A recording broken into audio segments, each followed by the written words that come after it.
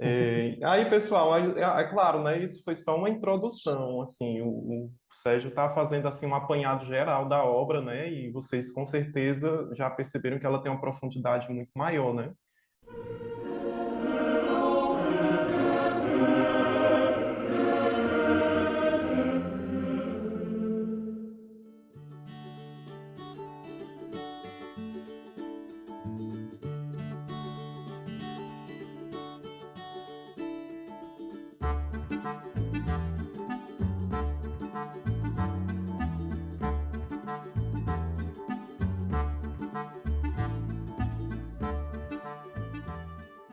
Mas essas perguntas foi só para introduzir, e aí a gente queria abrir agora para vocês também, né? Como a proposta é uma mesa redonda, então vocês também podem fazer perguntas, né? Dúvidas que vocês tiveram durante a leitura, ou algo do filme que vocês viram e estranharam, porque não tem no livro.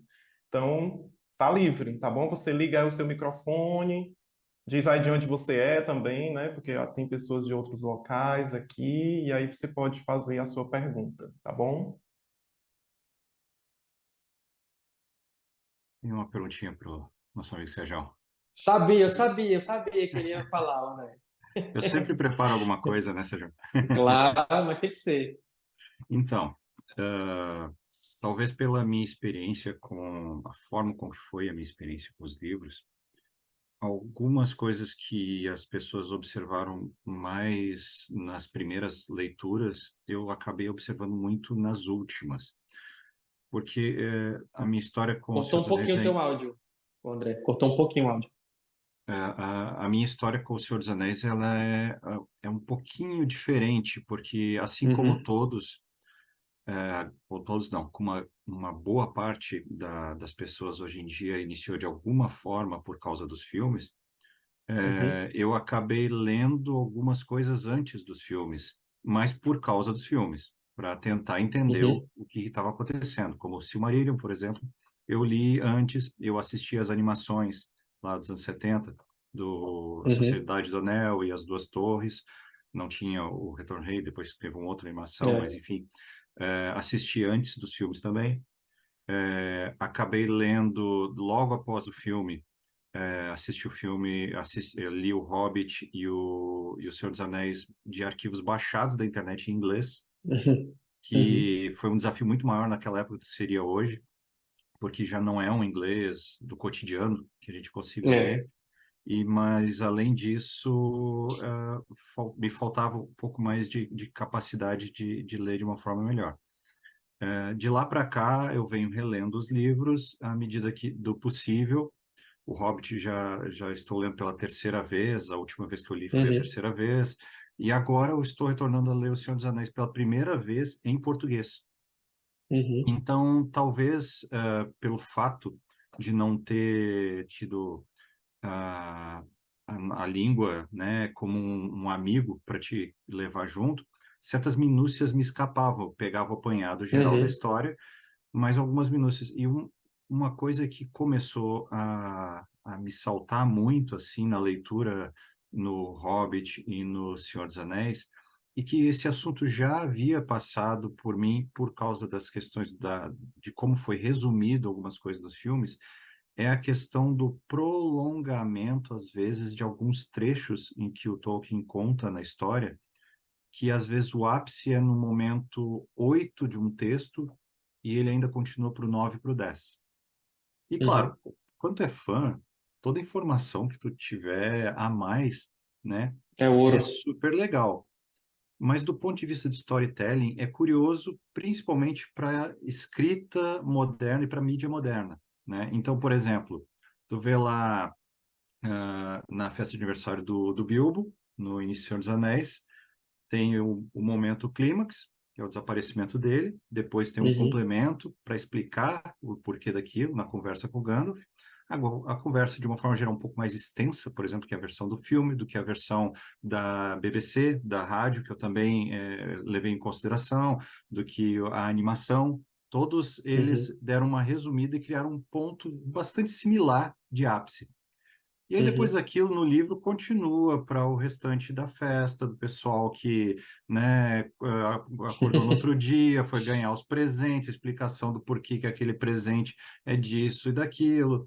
Outro fato é lá no Hobbit, quando o ápice que seria, né, a Guerra dos Cinco Exércitos é Uhum. bastante resumido, inclusive, mas É. ele ainda se apega a contar um pouco da história de quando o Bilbo volta para casa, contando que teve alguma, de forma resumida, porque é um livro menor, né? Mas ele se Uhum. prolonga um pouco mais. E a questão também do ápice, que é a destruição do Anel, e temos a continuação da história dos hobbits bastante prolongada no último livro, né? Uhum. Isto vem de uma tradição literária baseada nas leituras anteriores, porque o Tolkien diz isso no prefácio, né? Do Senhor dos Anéis, que ele nunca leu um livro que ele gostasse, que ele não quisesse fazer uma versão dele, né? Uhum. Escrever daquela forma.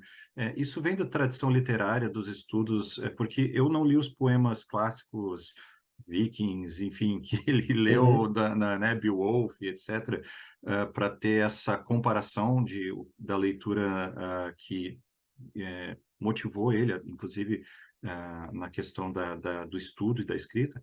Mas existe alguma questão da tradição ou acha que é uma característica muito pessoal dele, de ele se apega àquilo e quer prolongar o momento de alguma forma? Uhum. Não, eu também não conheço muitos clássicos, mas, por exemplo, o Beowulf eu li, né? A própria versão do Tolkien lá tem, mas não tem isso realmente. Eu acho que é uma coisa do Tolkien como contador de histórias mesmo. Principalmente no Hobbit e no comecinho dos Seus Anéis, porque ele tinha aquele... Que os Hobbits basicamente são baseados nos ingleses ali do final do século XIX, início do século XX, né? Que são um tanto cômicos. E eu acho que é uma forma do Tolkien de estender essa comicidade, talvez, desse clima mais alegre ali e tal.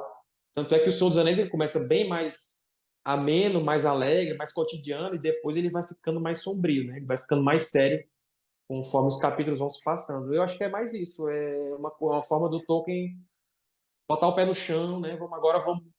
Vamos descansar aqui, vamos pensar no mundano aqui e tal. Eu acho que realmente não tinha isso nas obras antigas, não, nas grandes sagas nórdicas, não tão que eu saiba.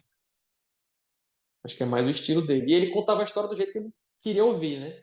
Ele fala, meio que uma combinação com o C.S. Lewis que ele tinha. Não, vamos escrever as histórias que nós gostaríamos de ler. Então, o padrão dele era esse, era o gosto pessoal dele, né? Então, acho que era uma coisa que ele gostaria de ver nas grandes histórias, talvez, né?